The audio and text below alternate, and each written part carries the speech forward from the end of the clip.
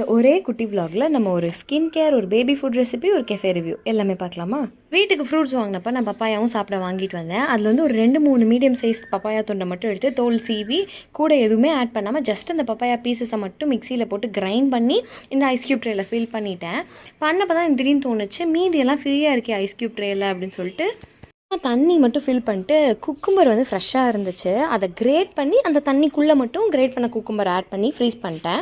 தம்பிக்கு வந்து பிரேக்ஃபாஸ்ட் செய்கிறதுக்காக நான் ஸ்வீட் பொட்டேட்டோ வந்து தோல் சீவி குக்கரில் போட்டிருந்தேன். அதை எடுத்து நல்லா மசிச்சுட்டு அது கூடவே 2 கரண்டி கோதுமை மாவை ஆட் பண்ணி அந்த ஸ்வீட் பொட்டேட்டோ தண்ணியவே கொஞ்சம் எக்ஸ்ட்ராவாக ஊற்றிக்கிட்டு ஒரு அரை பழத்தை வந்து கிரைண்ட் பண்ணி வச்சுருந்தேன், வாழைப்பழத்தை. அதை ஆட் பண்ணி ஒரு எக்கு, ஃபுல் எக்கு, ஏன்னா நான் தம்பிக்கு வந்து வெள்ளை தண்ணியாக கொடுத்து பார்த்து ட்ரை பண்ணிட்டேன், மஞ்சள் தனியாகவும் கொடுத்து ட்ரை பண்ணிட்டேன். எல்லாமே அவனுக்கு செட் ஆகிடுச்சுங்கிறதுனால ஃபுல் எக்கு இப்போ நான் ஆட் பண்ணுறேன்.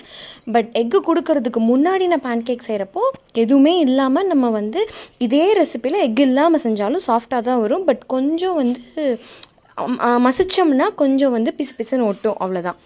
எக்கு போட்டோம்னா இன்னும் கொஞ்சம் சாஃப்டாக இருக்கும், அவ்வளோதான். நல்ல தோசை பதத்தில் வந்து மிக்ஸ் பண்ணி அதை வந்து பேன் கேக்காக சுட்டு எடுத்து கூட நம்ம வந்து ஸ்வீட் பொட்டேட்டோ கொஞ்சம் பீஸ் தனியாக எடுத்து வச்சுருந்தோன்னா அதை மேலால் போட்டு மசிச்சும் கொடுக்கலாம். ஸ்வீட் பொட்டேட்டோ தண்ணி இருந்துச்சுன்னா அதை மேலால் ஊற்றி சாஃப்டாக்கியும் கொடுக்கலாம். அதுக்கப்புறம் அவனை தூங்க வச்சதுக்கப்புறம் தான் எனக்கு கொஞ்சம் ஃப்ரீ டைமே கிடச்சிது. அதுக்குள்ளே பப்பாயா நல்லா ஃப்ரீஸ் ஆனதுனால எடுத்து ஜஸ்ட் அந்த ஐஸ் க்யூப் எடுத்து நீங்கள் ஃபேஸ் ஃபுல்லாக ரப் பண்ணி ஒரு 10-15 மினிட்ஸ் விட்டுட்டிங்கன்னாவே வந்து சூப்பராக ப்ரைட்டாக ஆகிடும் ஃபேஸு. கொஞ்சம் நாளாக ஸ்கின் கேரே பண்ணாமல் கொஞ்சம் மோசமாக இருக்கிற மாதிரி தெரிஞ்சது என் ஃபேஸு, அதனால் நான் இதை திரும்பி ட்ரை பண்ணிகிட்ருக்கேன். அப்புறம் ஈவினிங்காக பார்த்திங்கன்னா ஹஸ்பண்ட் வந்து வெளியில் போனாருன்னு சொல்லி நம்ம ஃப்ரூட் பேவோட ரிவ்யூ ஆல்ரெடி போட்டிருந்தோம். பட் அன்றைக்கி போயிட்டு நம்ம வெறும் ஐஸ்கிரீம் மட்டும் தானே சாப்பிட்டோம், ஸ்டாட்டஸ்லாம் எதுவும் இல்லைன்னு சொன்னேன்ல, அதனால இப்போ ட்ரை பண்ணலாம் அப்படின்னு சொல்லிட்டு ஸ்பைசி பார்பிக்யூ சிக்கன் விங்ஸும் ஒரு டாட்டிலா சிக்கன் ரேப்பு, அப்புறம் ஒரு பராத்தா ரோல், 2 ரோல் இருக்கிற பாக்ஸ் இருக்குல்ல, இது எது பராத்தா ரோல் எது டாட்டிலா ரோல் அவங்க மென்ஷன் பண்ணாமல் விட்டுட்டாங்க. பட் பேக்கேஜிங் வந்து செம்மையாக இருந்தது. இந்த வெறும் ரோல் மட்டும் இருக்குல்ல, நான் நினைக்கிறேன் இதுதான் வந்து கிறிஸ்பி சிக்கன் ரோலுன்னு.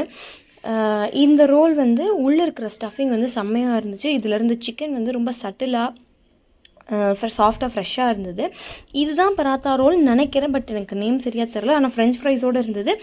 இது வந்து உள்ளே இருக்கிற ஸ்டஃபிங் சிமிலராக தான் இருந்தது முன்னாடி சாப்பிட்ட ரேப் மாதிரியே, ஆனால் கொஞ்சம் ஸ்பைஸியாக இருந்தது, லைட்டாக, ரொம்ப கிடையாது.